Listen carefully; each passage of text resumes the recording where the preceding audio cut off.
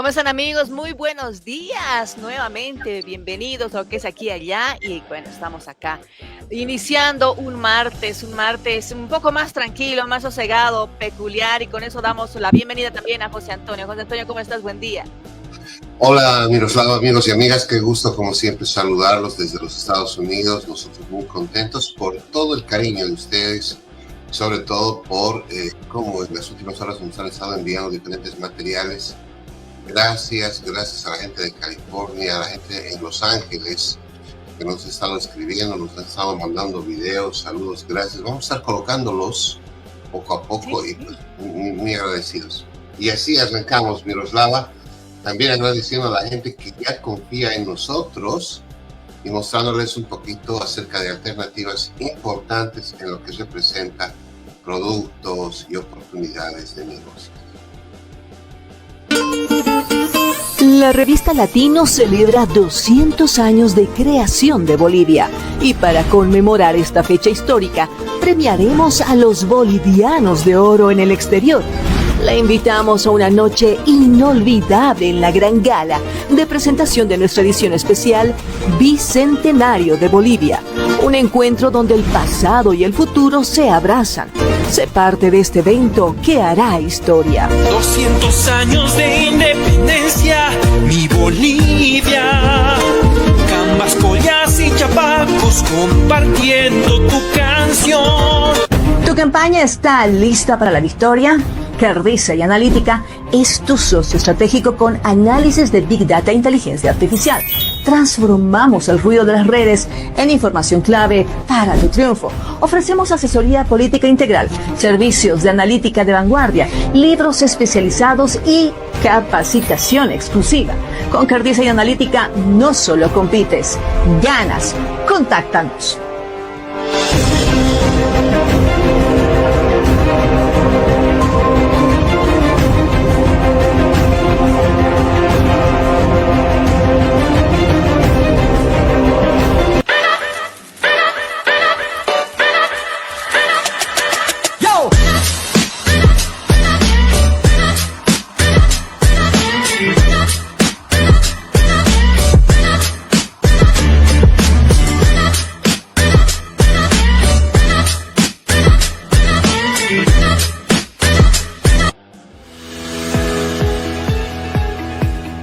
Latinos, el país que construimos, busca destacar lo mejor de la comunidad hispana en Estados Unidos y el mundo. Todos los días te informamos por nuestra red multimedia.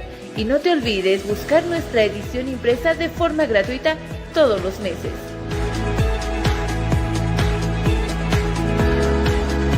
Latinos, el país que construimos. ¿Qué tal esa? Un buen ritmo para empezar hoy en la mañana, ¿no? Sí, tenemos mucha información y comenzamos. Miroslava, te cuento de que aquí en los Estados Unidos hay mucha todavía preocupación sobre lo que está pasando en este momento en California y todo lo que ha significado en Los Ángeles.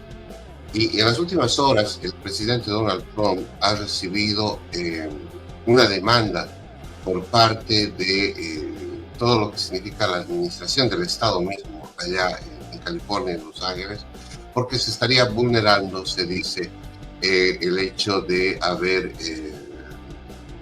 ordenado el ingreso de militares de esta Guardia Nacional, es el término exacto, esta Guardia Nacional, a este sector, porque no debería haberlo hecho. Debería haber seguido un protocolo. Bueno, hay observaciones que están haciendo y justamente esas demandas están provocando ahora que se realice entre Estados Unidos y prácticamente dentro de estos Estados Unidos. Pero veamos lo que decía el presidente Donald Trump en las últimas horas a propósito de lo que ha pasado en Los Ángeles el fin de semana.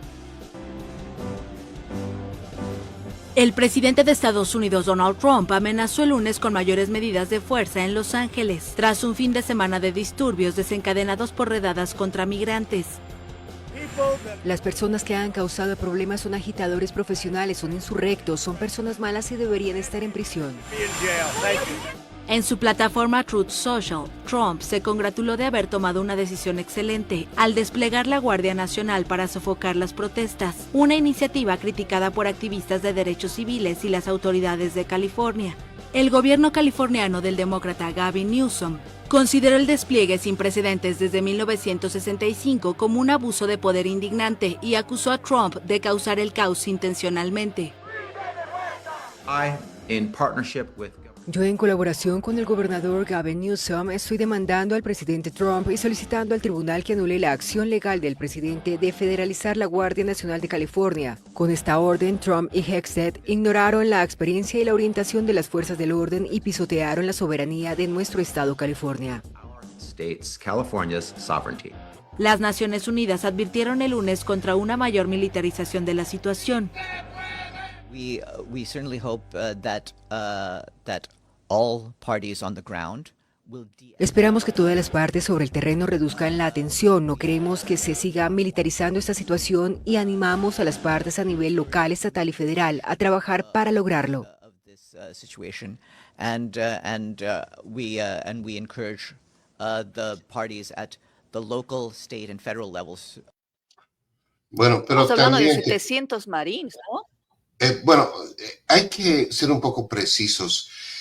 Importante porque en estas horas se están produciendo mucha información. Ayer en la mañana en la Casa Blanca surgía el comentario de un comentario, valga la redundancia, que hacía el presidente al final de la jornada del domingo.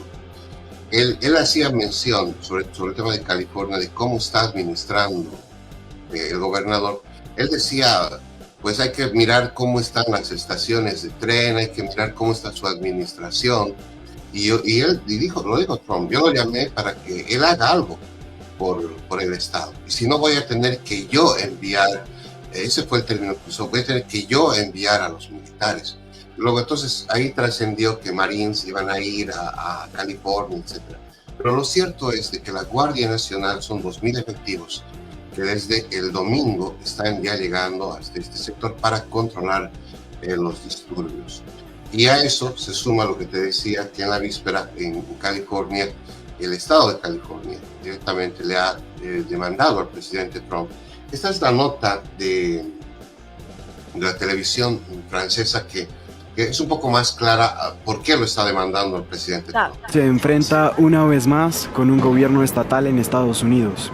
Las manifestaciones que han tenido lugar en Los Ángeles en los últimos días en contra de las redadas migratorias del ICE provocaron una confrontación entre el magnate republicano y el gobernador de California, Gavin Newsom. Esto luego de que el presidente enviara tropas de la Guardia Nacional para hacer frente a las protestas, tras invocar una ley que le permitiría hacerlo en caso de invasión o rebelión extranjeras contra el gobierno del país.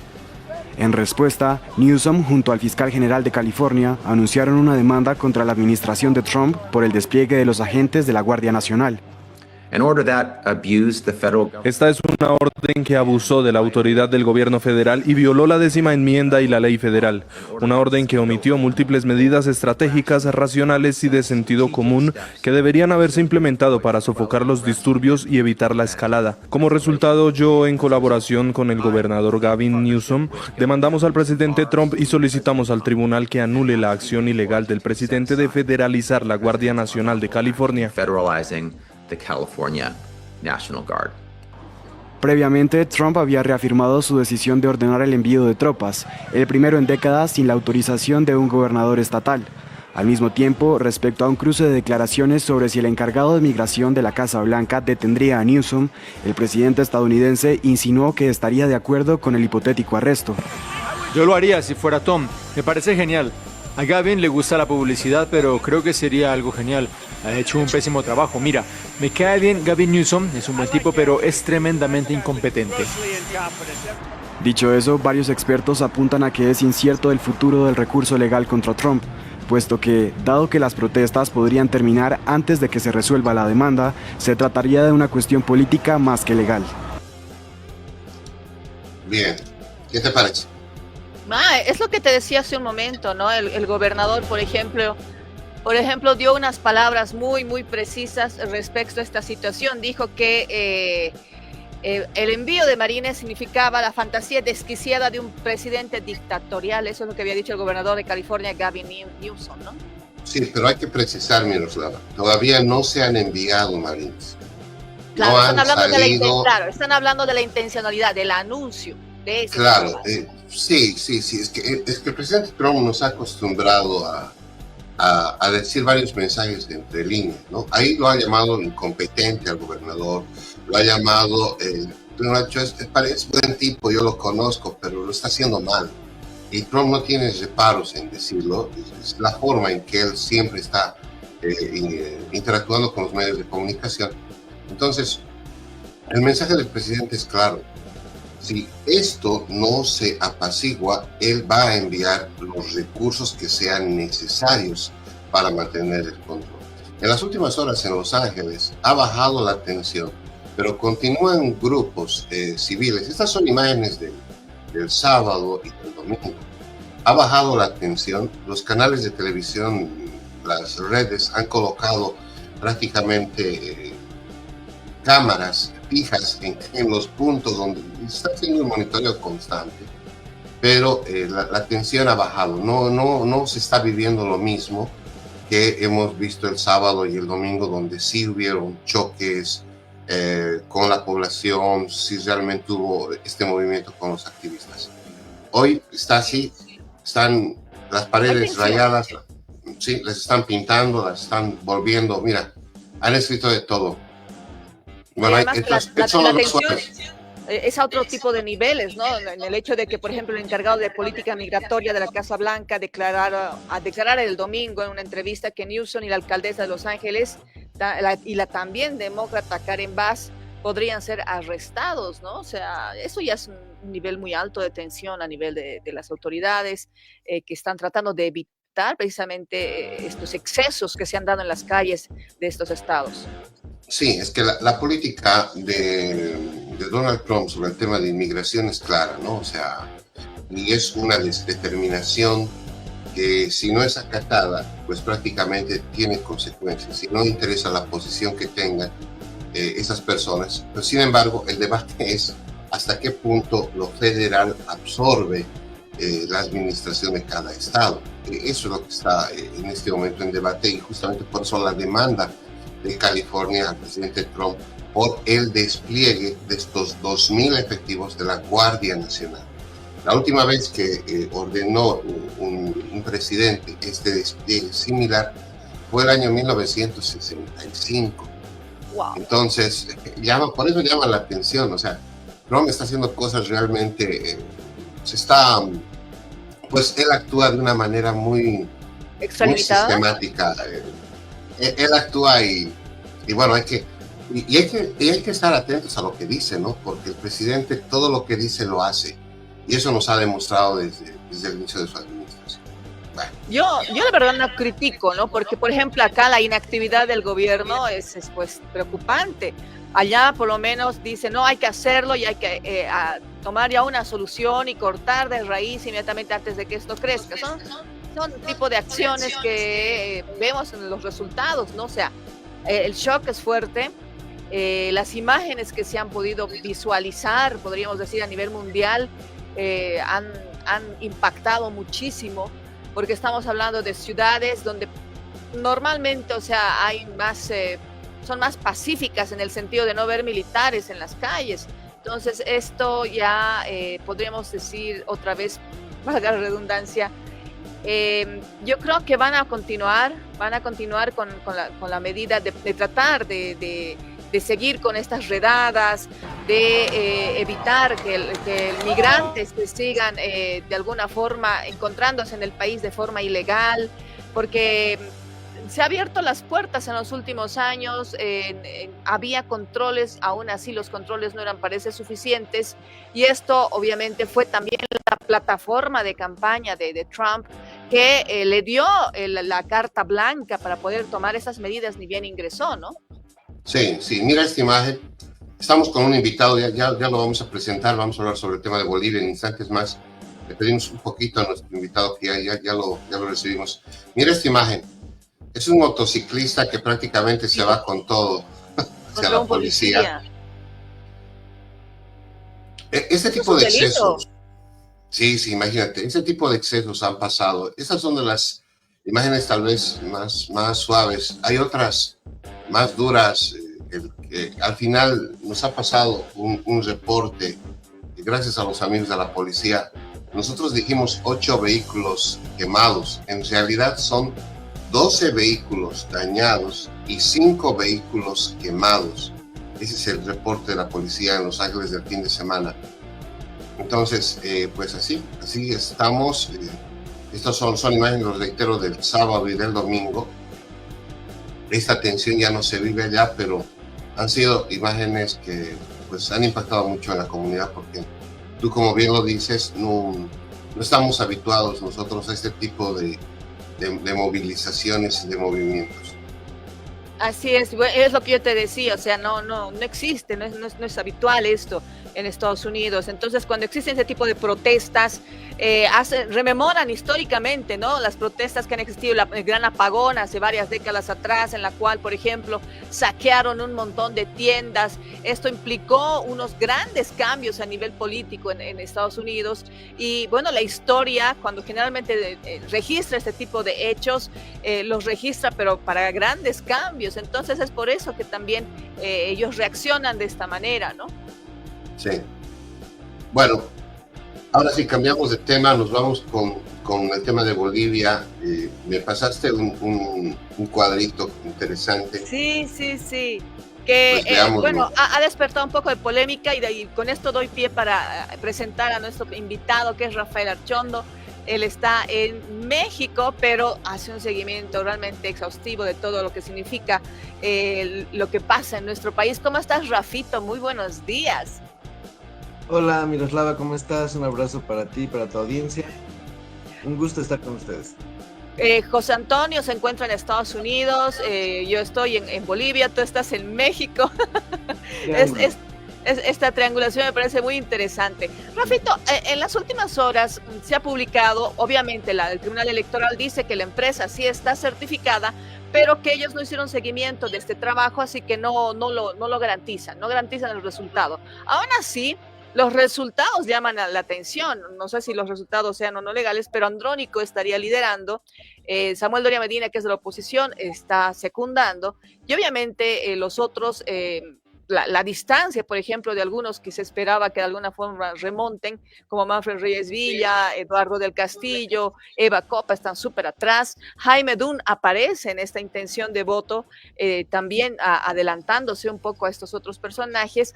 Y bueno, volvemos a tener cifras de indecisos de 22.27%. Digamos que no distancia mucho estos resultados de aquellos que conocimos en Unitel hace una semana atrás, pero que de alguna forma muestran, es una fotografía de lo que podría ser una intención de voto de 1,000, 2,000 personas que son consultadas, ¿no? Entonces, ese más o menos es un panorama dentro de un contexto muy, muy preocupante. El día de hoy, por ejemplo, en Bolivia, la terminal de buses en La Paz, en Cochabamba, está prácticamente vacía. No existen personas intentando viajar porque los bloqueos se han intensificado. Ayer hubo un cabildo en La Paz en el cual han definido entrar en puntos de bloqueo, en bloqueos a nivel nacional. El día de hoy habían transportistas que también anunciaron que iban a tomar medidas porque no existe combustible, no están ganando dinero. El transporte público se ha declarado en quiebra en Bolivia porque no hay ingresos. Entonces, es una coyuntura electoral de cual no habíamos visto hace mucho tiempo, ¿no? Así, complicada.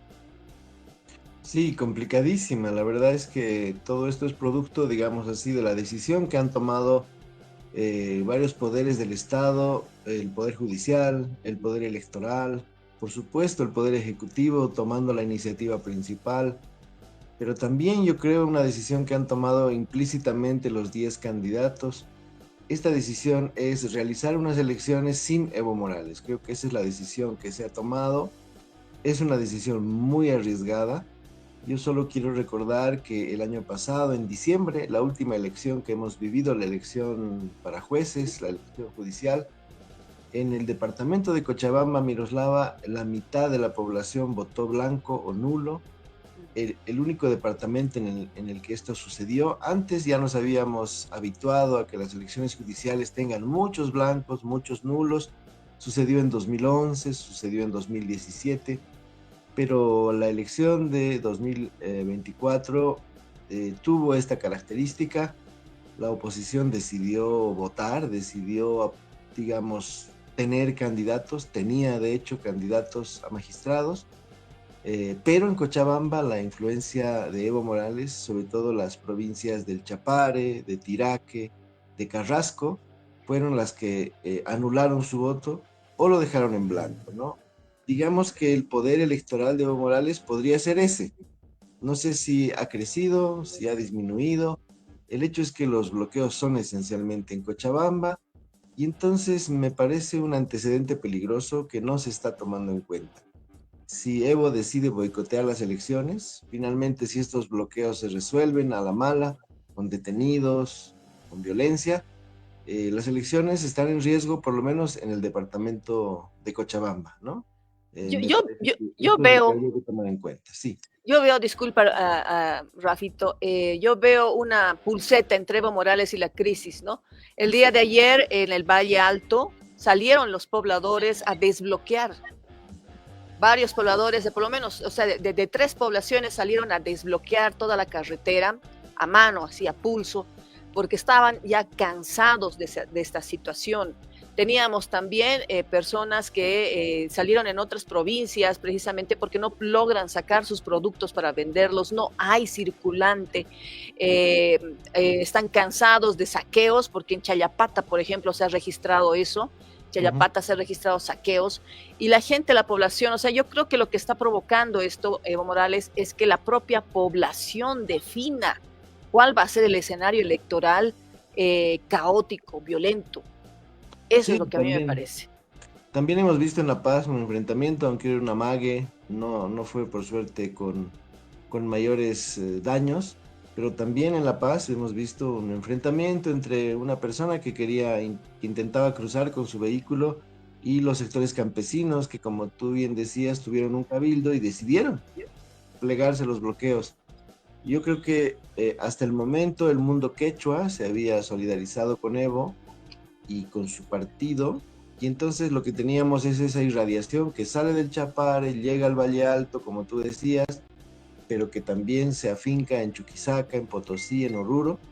Si el mundo aymara también se incorpora a esta lucha, ya sea por la habilitación del partido de Evo, ya no digamos de Evo como candidato, y bloquea y se presenta también el conflicto fuertemente en La Paz, entonces la situación del gobierno es aún más delicada. Pero sabemos que es una situación compartida entre el gobierno y el Tribunal Supremo Electoral, que tiene que llevar adelante las elecciones, y es una dificultad adicional a las campañas, ¿no? Ahí tú estás mostrando esas imágenes que yo señalaba, que son un preludio de lo que además ha venido sucediendo en los últimos 20 años, que cuando, como tú decías antes, la policía o el ejército están fuera del conflicto, entonces se producen choques entre ciudadanos, ¿no? Es decir, choques civiles entre quienes están a favor o en contra de las medidas.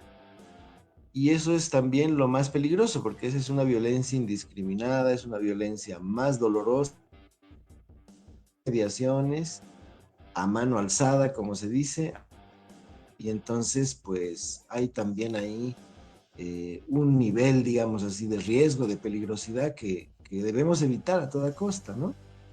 Pero lamentablemente estamos en esa disyuntiva, es decir, la organización y celebración de las elecciones pasa en Bolivia en este momento por la derrota de Evo Morales. Yo creo que el cálculo en general que hacían todos era que Evo Morales terminara resignándose, terminara aceptando la situación, terminara acatando su exclusión y, por ejemplo, se sumara a Andrónico Rodríguez, ¿no? Eso no ha sucedido. Ya no importan las razones, el hecho es que no existe esa unidad entre los dos líderes de los productores de coca, y entonces pues lo que tenemos es la decisión del partido Evo Pueblo, de las 6 federaciones, de combinar su lucha con las quejas sobre la situación económica. Las dos cosas ahora están combinadas, se trató de evitar que esto sucediera. Hoy muchos marchan por el tema electoral, pero otros, muchos también por la situación económica, ¿no? Y entonces, bueno, pues es una situación la que vivimos muy complicada, que tiene todos los ingredientes para generar una crisis política de profundas dimensiones, ¿no? Pero bueno, ¿qué te puedo decir si tú ya estás ahí en medio de estas controversias tan complicadas? Una última pregunta, después José Antonio, para que puedas preguntar, José, disculpa. Dentro de esta fantasía de las encuestas, esta fantasía de quién lidera, quién no, quién es adelante, quién tiene la primera posición, segunda posición, que de alguna forma podríamos decir embriaga a nuestros candidatos, en lo real, en lo palpable. ¿Qué es lo que tenemos? Porque aparte de eso, Evo Morales como que ya está asumiendo que no va a ser candidato. De hecho, que vivía en su búnker encerrado durante muchos meses, está permitiendo que la prensa internacional ingrese. Son como 2 medios internacionales que ya han ingresado hasta el día de hoy para poder entrevistarlo y mostrar más o menos su poderío al interior del Chapare. ¿Qué significaría esto en cuanto a lo que podemos esperar de aquí a un mes? No te digo de aquí a agosto, de aquí a un mes, en lo que significa la preferencia electoral de los ciudadanos bolivianos dentro de este contexto. Pues hemos llegado a un extremo complicado, Miroslava. Lo que pasa hoy en día, a diferencia del año pasado, es que Evo Morales ya no tiene nada que perder. Y me refiero a Evo y a sus seguidores, es decir, les han quitado la sigla, los han excluido de la papeleta, han bloqueado la participación de cualquier partido que intente auxiliarlos y conducir, digamos, o encauzar esa participación electoral. Es decir, ya todo lo ha perdido. Y el 17 de agosto, si las elecciones se hacen, vamos a tener una situación política en la cual Evo Morales va a estar completamente fuera de la toma de decisiones. Es decir, no va a haber participado de la instauración de la Asamblea Legislativa Plurinacional. Y yo les pido a ustedes que imaginen unos 5 años en este país a partir de noviembre, en los cuales Evo Morales no tiene nada que opinar. Me parece muy... No va a haber gobernabilidad. ¿No? O sea, eso no había sucedido. No va a haber gobernabilidad. Claro, y además estamos pensando, o hay que pensar, que se vienen medidas impopulares probablemente. Quien quiera que gobierne va a tener que tomar medidas difíciles para lograr el abastecimiento, para lograr el flujo de divisas. Y entonces, ¿cómo vamos a hacer un ajuste de esas magnitudes con una parte, yo creo, importante de la población? Las encuestas que tú mencionabas, pues ponen un 20-27% de indecisos.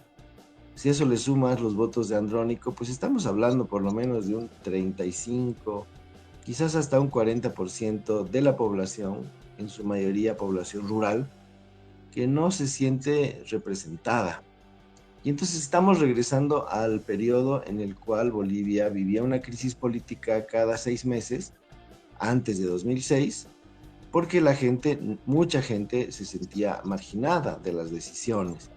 Y está claro que Andrónico no los representa. Si fuera de otra manera, pues Evo ya se habría sentado con él. Pero todos los días ya se ha reemplazado la figura de Lucho Arce, que ya no tiene nada que decidir, por la de Andrónico. Es a Andrónico al que se califica ahora de traidor. Entonces, bueno, la situación es esa. Yo solamente trato de describirla, pero creo que sí me parece una exigencia demasiado alta que las elecciones se tengan que realizar, siempre y cuando el conjunto del país que no sigue a Evo Morales lo derrote. José. Bueno, gracias por el análisis, me parece muy oportuno. Imaginar un país sin Evo Morales, esa frase que dice Rafael Archondo, me parece muy profunda por todo lo que significa y connota. Pero tratemos un poco de ver escenarios. ¿Qué pasaría constitucionalmente dentro de lo que significa el paraguas, digamos, de las elecciones, del Tribunal Electoral en Bolivia, las normativas para elegir al presidente? Todos los partidos al final tendrían que hacer una alianza, rememorar la alianza patriótica, rememorar algún tipo de agrupación para dar gobernabilidad. En el Parlamento boliviano se definiría la suerte del presidente. ¿Cómo se elegiría, se lograría tener un nuevo presidente si nos damos cuenta que ninguno de ellos va a tener una mayoría para gobernar? Necesariamente va a haber un acuerdo. ¿Qué le dice a usted la historia, don Rafael Archondo, para lograr tener un nuevo presidente? ¿Cómo usted avisora que se elegiría al nuevo presidente de Bolivia el 17 de agosto? Pues básicamente entre 1997, el MAS se creó en 1995, entre el 97 y el 2003, hay que recordar, pues en general el sistema político boliviano se dividió en dos bloques, ¿no? Se hablaba de partidos sistémicos y de partidos antisistémicos. Estos partidos antisistémicos emergieron con fuerza el año 2002 en esas elecciones nacionales y eran básicamente el movimiento al socialismo y el movimiento indígena Pachacuti. Se hablaba de estos dos partidos nuevos que no se sometían, digamos así, a las reglas del sistema, como sí lo habían hecho, por ejemplo, la UCS o Condepa, ¿no? Que habían conformado coaliciones, habían cogobernado. Y entonces el resultado final fue una polarización muy aguda que derivó el 2006 en un gobierno donde estos partidos sistémicos, pero sobre todo el MAS, se hicieron del poder y no lo soltaron hasta el año 2019. Es decir, se consiguió una cierta estabilidad a partir de la construcción de una sólida mayoría. Esa sólida mayoría en este momento está desmoronándose, es decir, ya no llega a niveles como los que llegó, incluso hemos llegado a tener un gobierno elegido con el 64% de la votación, ¿no? Esto ya es imposible que suceda, como bien decías, José, y va a haber seguramente una segunda vuelta y un gobierno de coalición. Entonces, es posible que, como sucedió en el 97, muchos partidos dispersos finalmente conformen una bancada mayoritaria y encaren las soluciones que hay que tomar en la crisis. Sin embargo, los resortes de la movilización social no forman parte de esa ecuación. Cuando los partidos se ponen de acuerdo en la Plaza Murillo, eso no significa que en la sociedad boliviana ese consenso se traduzca, digamos así, en una paz social. Lo estamos viendo hoy en día, ¿no? Estamos haciendo encuestas, no estamos midiendo deliberadamente el impacto, la presencia de Evo Morales, y el país solo habla de los bloqueos. Hemos suspendido prácticamente en los hechos las campañas electorales. Resultan siendo intrascendentes mientras no se resuelve el conflicto en las carreteras. Entonces, un gobierno en el futuro que no cuente con un acatamiento o por lo menos con ciertos niveles de disciplinamiento en la sociedad, difícilmente va a poder tomar medidas. Entonces, nos damos cuenta hoy que las grandes reformas que se hicieron en el 2009 con una nueva constitución, pues realmente no han tenido el calado que hubiésemos imaginado, ¿no?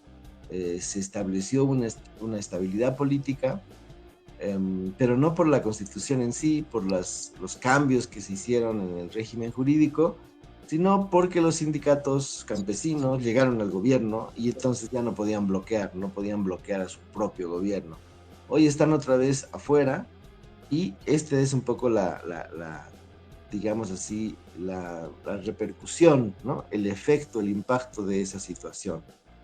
Yo me imagino que si Evo Morales se rinde, ¿no? Pues no va a ser por mucho tiempo. Participará con toda seguridad en las elecciones subnacionales, tendrá otra vez una red importante de alcaldes, difícilmente lo van a detener el próximo año cuando reúna las firmas, cuando inscriba su partido.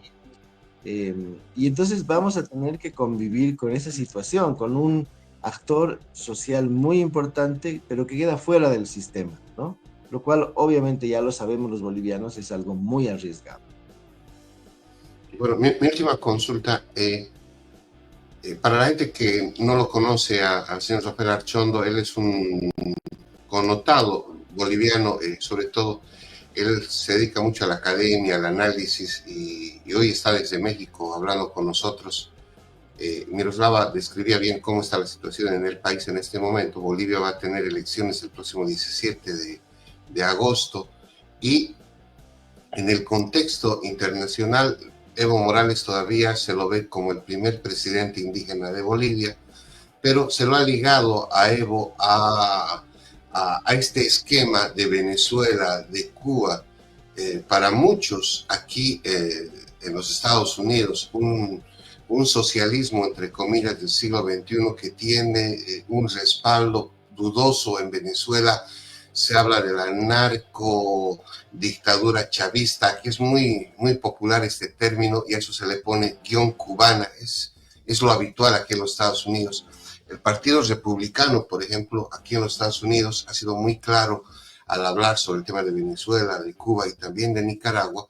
En el caso boliviano nunca hemos llegado a tener ese trasfondo, pero a Evo siempre se lo ha visto al lado de Chávez, se lo ha visto al lado de Fidel en su momento y obviamente al lado de Ortega y todo el movimiento de Nicaragua. Pero bueno, más allá de cualquier especulación, a mí me ha llamado la atención un reportaje que hizo un periodista del Brasil, que veía al Chapare con un grupo armado de palos, y por ahí entre líneas el mensaje era: se está gestando una guerrilla, es tiempo de armar una guerrilla en el Chapare. Vemos el video que nos pasó Miroslava de las redes sociales, donde vemos una escopeta.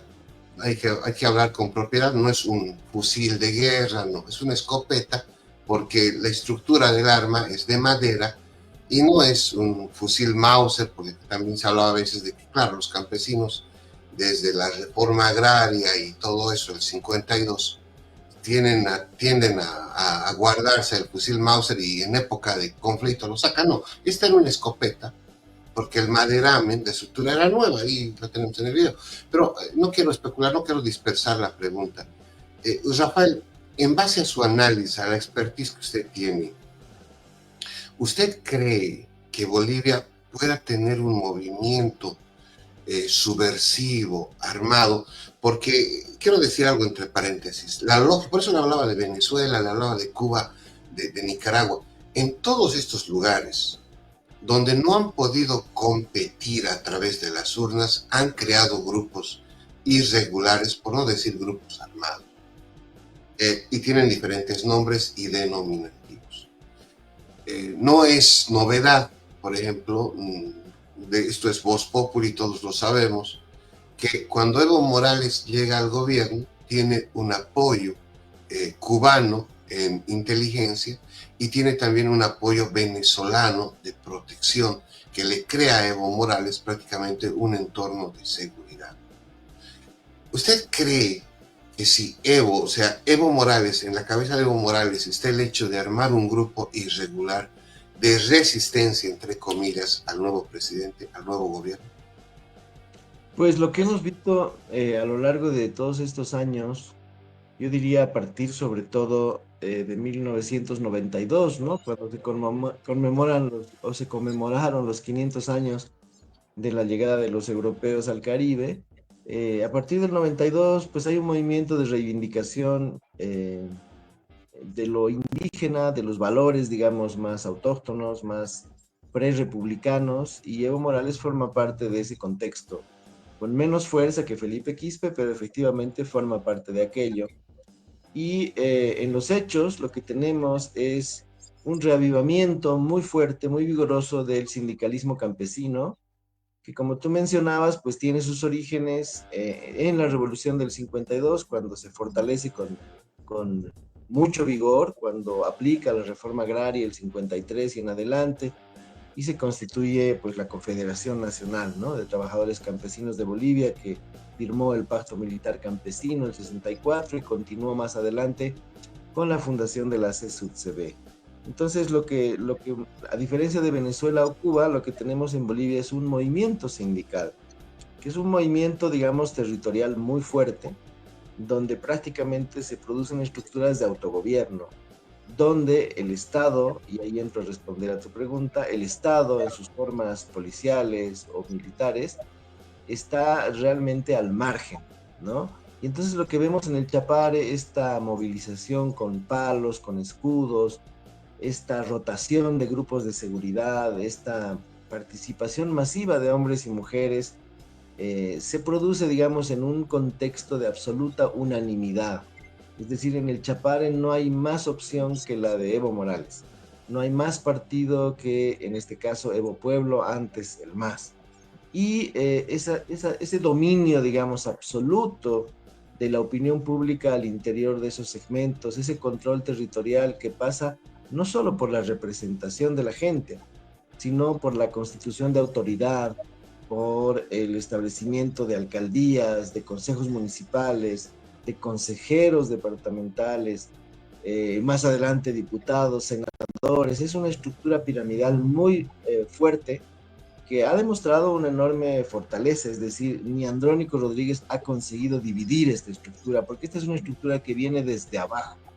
Y en el mundo urbano se habla mucho de multas, de que están pagando por bloquear, pero no se considera que la única autoridad existente en esos lugares es esa, y que resistirse a esa autoridad es imposible.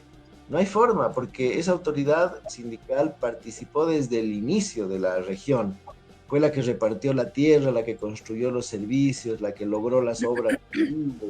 Es decir, es un tipo, digamos, de organización que no tiene mucho que ver realmente con Cuba y Venezuela, y donde el ejército está completamente arrinconado, es decir, la 9ª división en el Chapare, por ejemplo, pues no sale del cuartel, ¿no? O sea, ahí están los efectivos, pero están prácticamente encerrados, ¿no?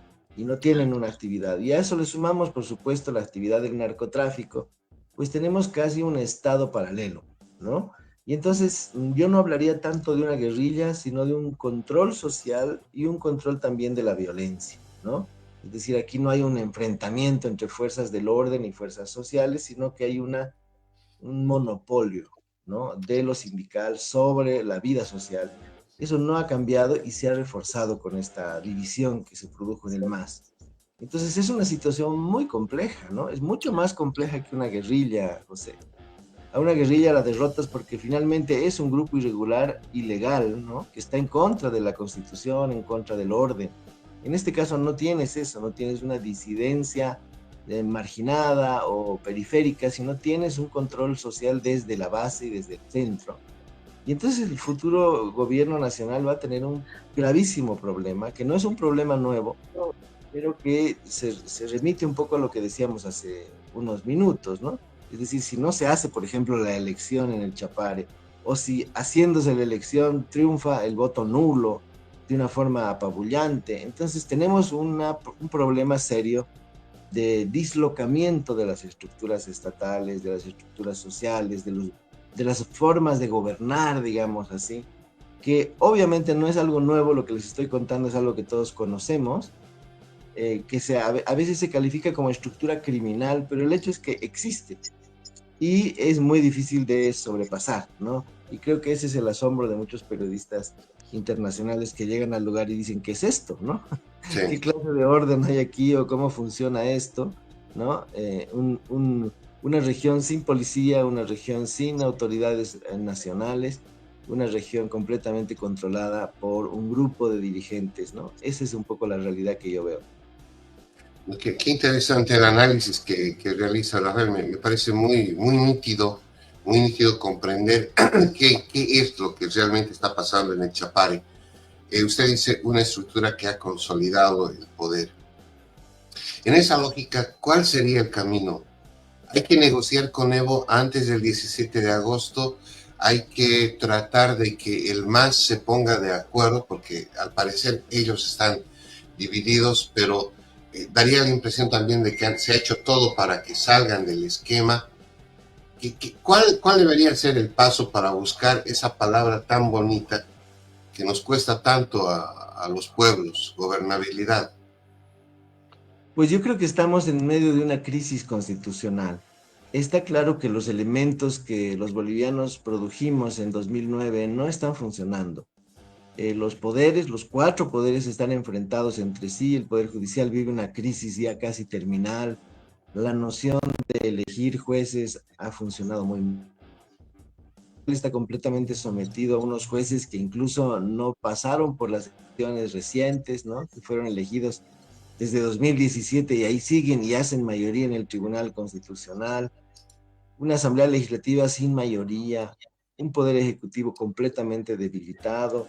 Y entonces yo siento a veces que estamos otra vez como si no hubiese pasado nada en el país, en el umbral de una especie de guerra como la del gas o como la del agua, donde no hay posibilidades de vincularse entre ciudadanos.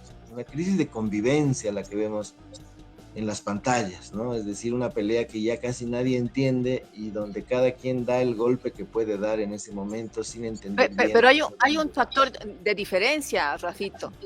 Yo he estado en la guerra del agua, he estado en la guerra del gas. La guerra del agua ha sido netamente ciudadana, no era en estos términos.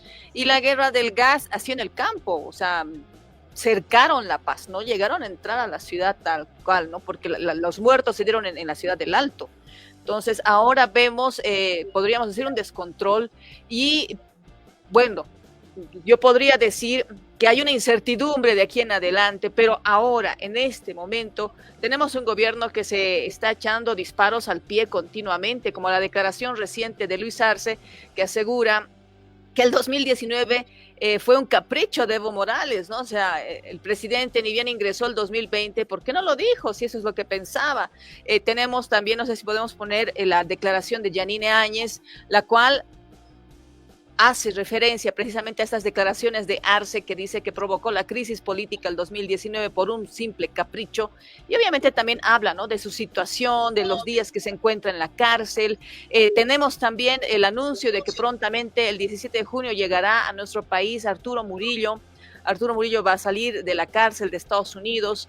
Me imagino que lo van a presentar como un trofeo más o menos acá, para de alguna forma remontar un poco las cifras, porque ahorita Luis Arce se nota claramente que lo único que busca es tener buenas cifras con su candidato, cosa que lo veo realmente improbable, pero esa es nuestra actualidad, nuestra realidad, ¿no es cierto?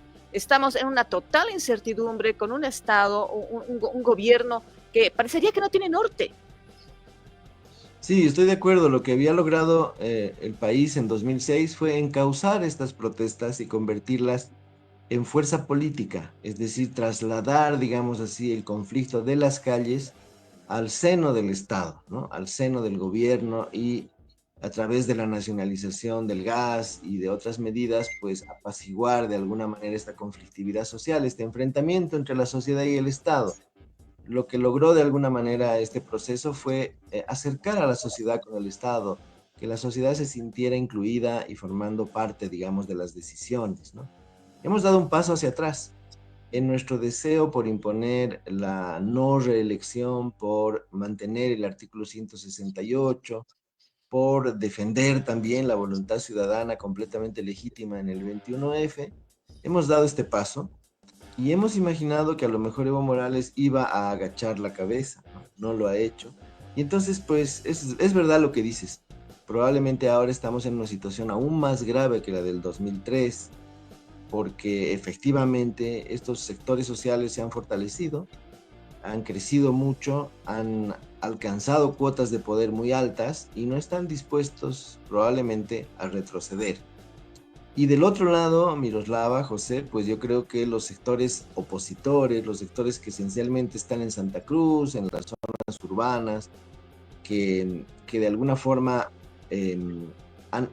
aceptaron, ¿no? Aceptaron a regañadientes, digamos, la vigencia de una nueva constitución y finalmente se defendieron con mucha fuerza en 2019, tampoco tienen una fuerza equivalente que reemplace la que se está desmoronando, ¿no? Es decir, no hay un reemplazo al partido de Estado, ¿no?, que fue el MAS durante tanto tiempo.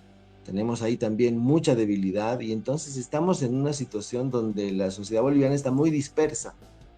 Y efectivamente esto me recuerda inevitablemente a lo que sucede en el Perú, ¿no?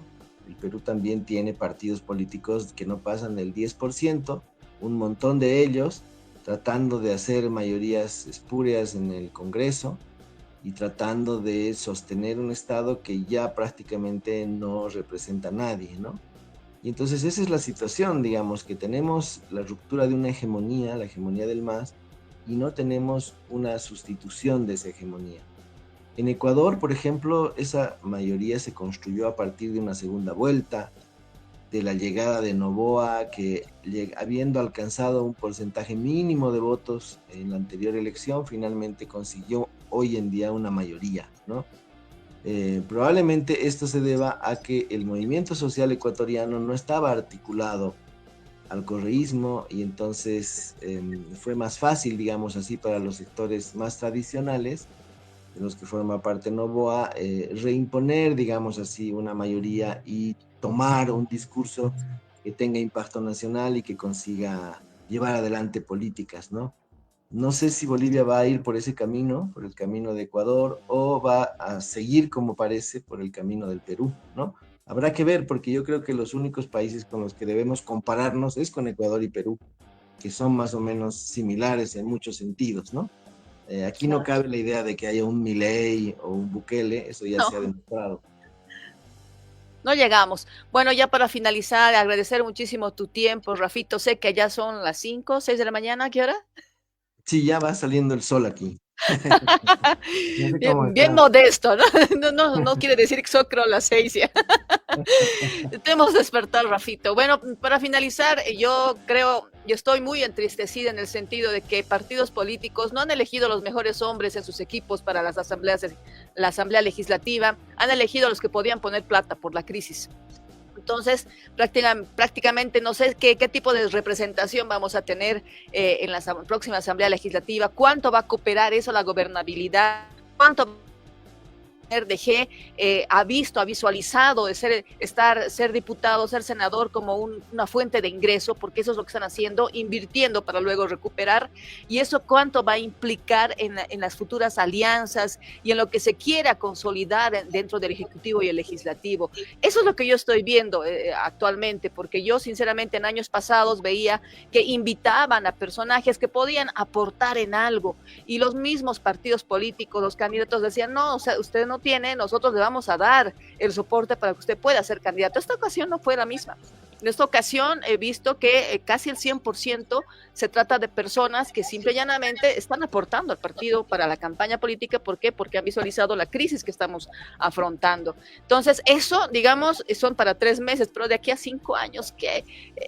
Esa es la pena que yo tengo en el país, en el sentido de cómo se está visualizando un proyecto de aquí a futuro.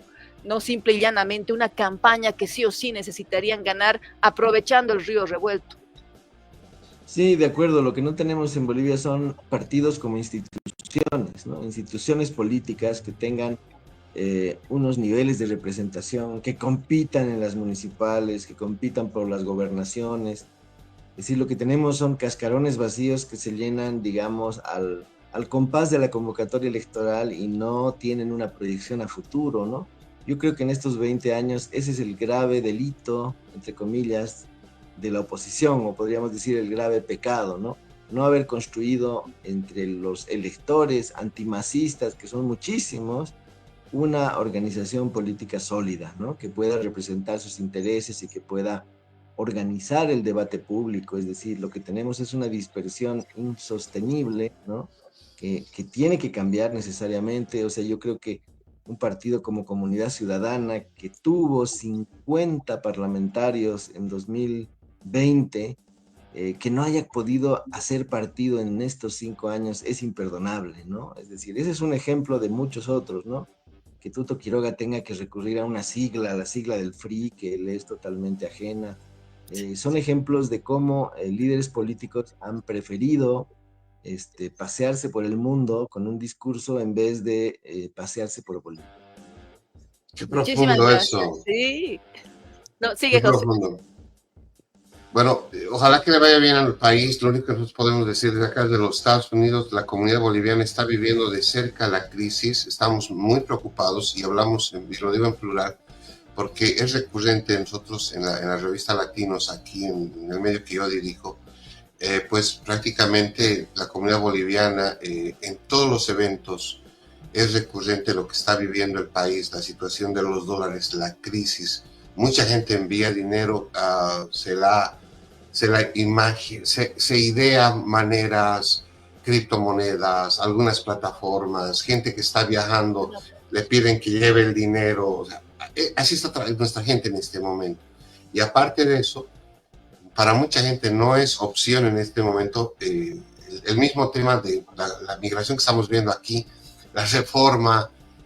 Aquí las familias son mixtas, siempre lo he dicho, porque no todos tienen estatus para estar en los Estados Unidos, son familias mixtas, o están en procesos, o están en corte.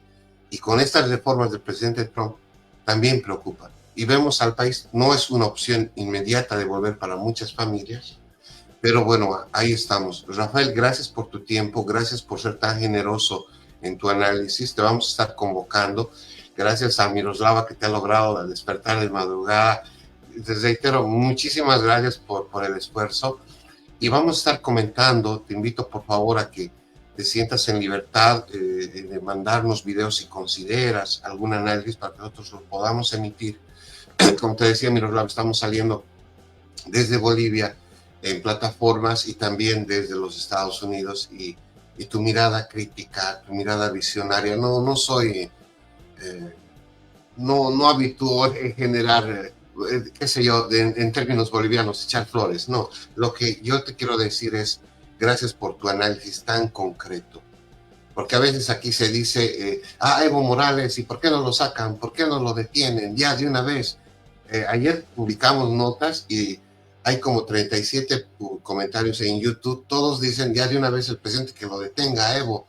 Pero no es tan simple como hacer una orden y decirlo, bien señor, ya deje de hablar, váyase. No es tan simple. El chapare es real, la situación es real.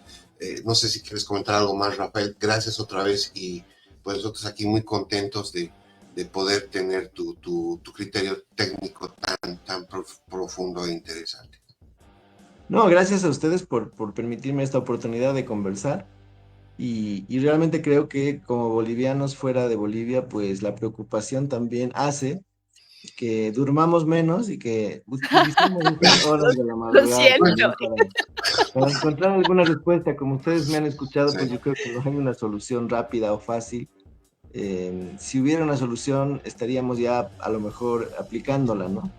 Pero no, es un asunto que realmente cuesta trabajo entender primero y luego, por supuesto, tratar de analizar sin juzgar es uno de los desafíos que debemos, creo, proponernos, ¿no? Porque esos juicios que se emiten, lo único que hacen es aumentar la polarización y profundizar el conflicto, ¿no? Que creo que Bolivia no ha conseguido, a pesar de tantos esfuerzos, reconciliarse, ¿no? Encontrar niveles de convivencia, que la gente pueda conversar libremente sin insultarse.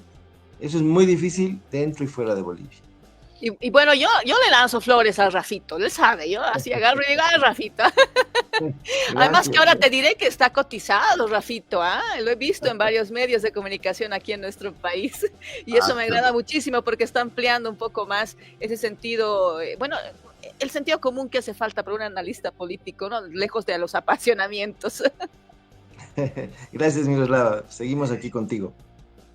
Listo, pues ten un buen día allá en México. Gracias. Saludos. Gracias. Mucho éxito. Gracias. Bien, Rafael Archondo, amigos y amigas, analista, un hombre muy destacado, boliviano, un académico. Interesante lo que nos dice, me preocupa mucho, Miroslava, eso que comentaba. No es tan simple el tema de decir, bueno, ya Evo Morales está anulado, no es así. Lo que pasa es que en campaña electoral todo es posible, ¿no? Es como decir, en 5 bolivianos el combustible, en 100 días solucionamos todo, hasta Navidad terminamos con la crisis. No, lo hemos dicho varias veces, no es tan simple. O sea, hay la intencionalidad, o sea, el camino al infierno está, el empedrado está con varias piedras llenas de intenciones, ¿no es cierto? El tema es poderlas plasmar, tener todo el background, el equipo, la gente, el conocimiento para poder hablar y decir realmente sí, vamos a hacer este cambio, porque aquí tenemos esta radiografía que acabamos de decir, todos los partidos políticos, ¿a quiénes están poniendo para entrar a la Asamblea Legislativa? O sea, ¿realmente son personas que van a hacer algo o son personas que han dado su plata para poder hacer la campaña?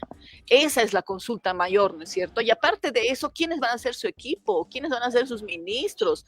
O sea, por más que tú digas, sí, este muchacho parece que es porque es joven Parece buena gente. es un buen profesional y parece buena gente, ¿para qué sea mi ministro de Economía? ¿Sí? No se trata de eso. Entonces, cuando no vemos partidos políticos que se están arrimando a cualquier sigla, como decía bien Tuto, se arrimó al FRI y el FRI es Frente Revolucionario de Izquierda.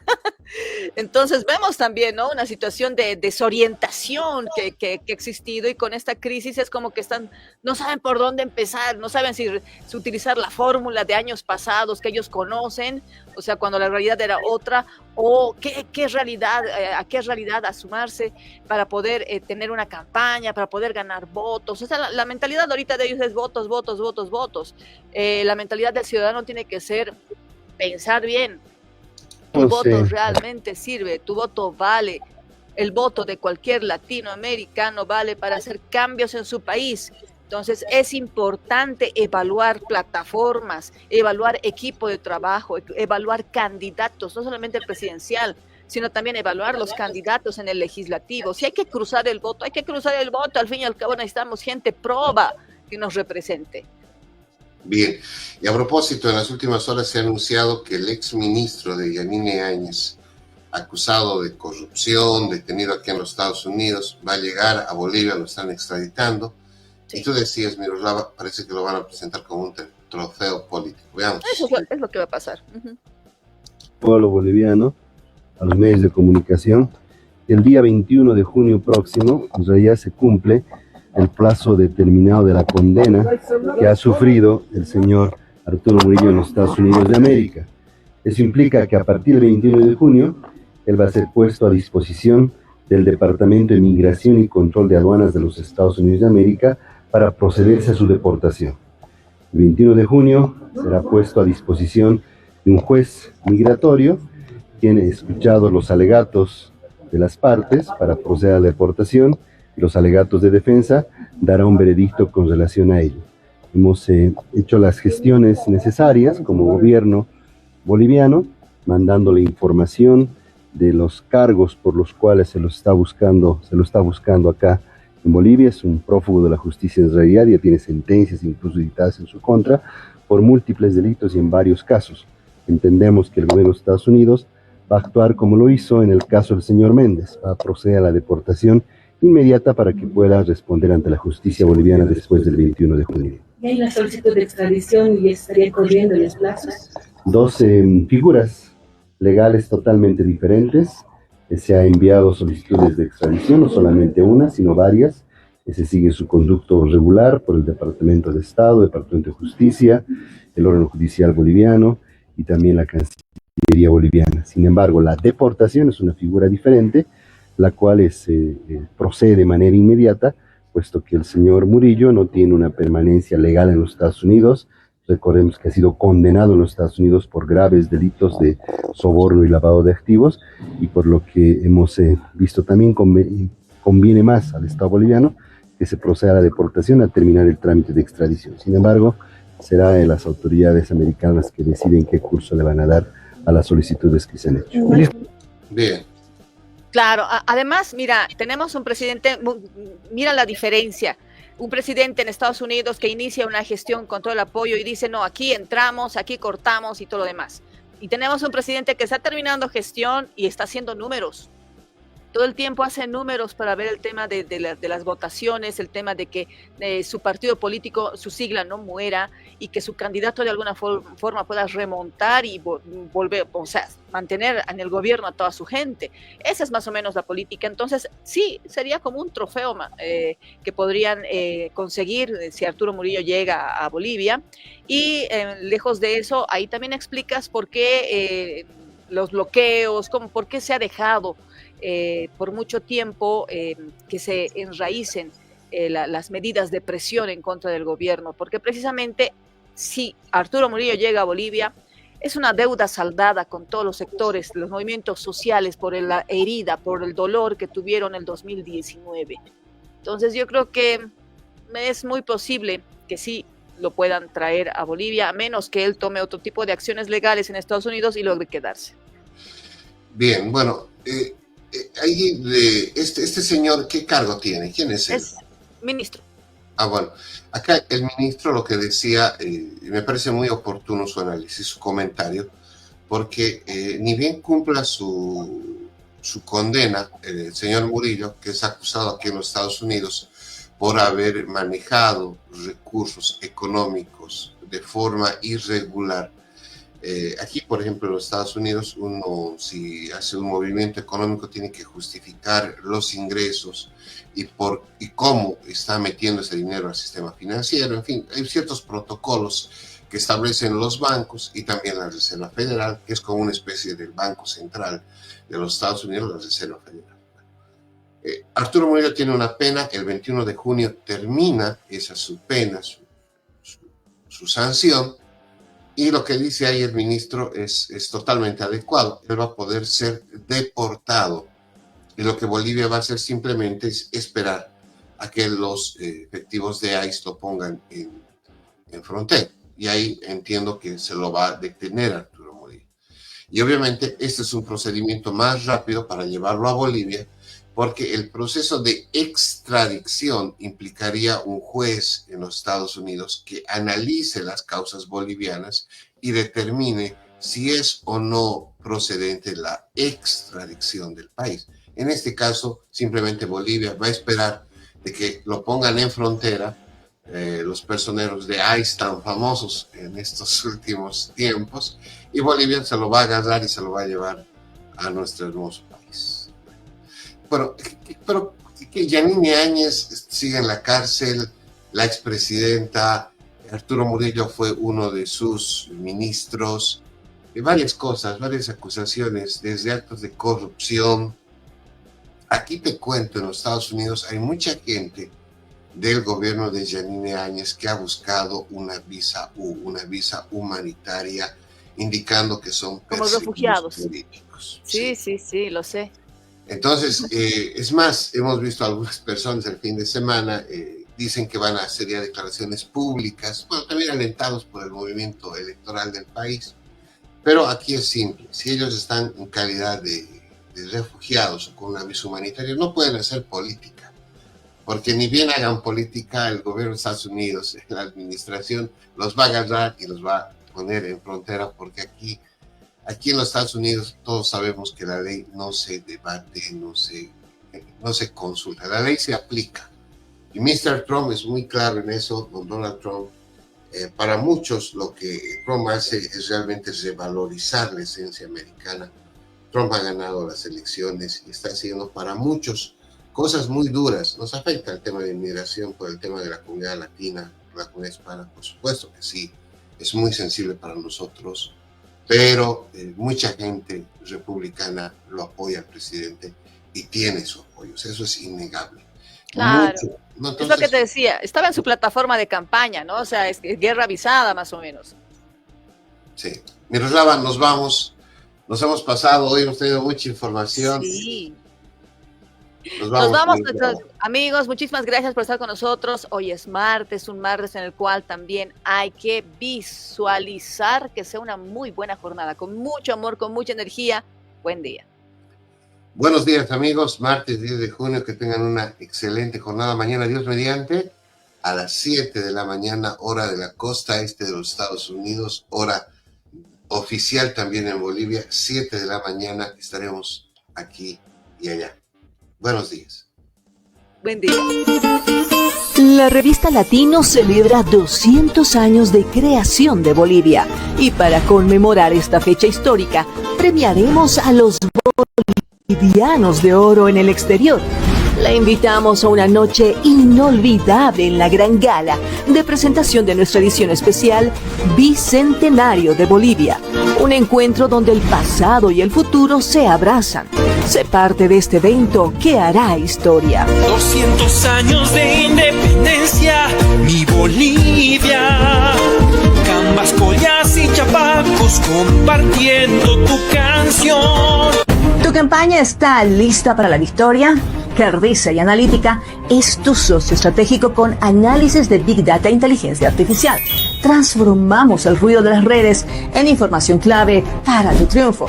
Ofrecemos asesoría política integral, servicios de analítica de vanguardia, libros especializados y capacitación exclusiva. Con Cardisa y Analítica no solo compites, ganas.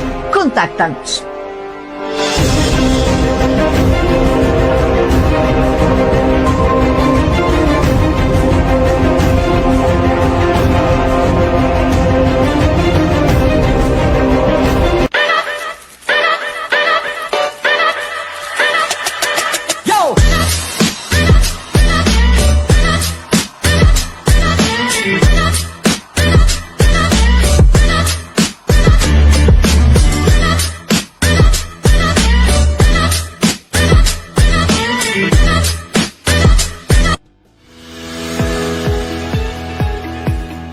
Latinos, el país que construimos, busca destacar lo mejor de la comunidad hispana en Estados Unidos y el mundo. Todos los días te informamos por nuestra red multimedia.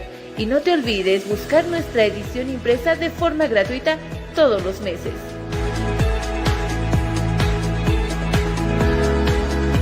Latinos, el país que construimos.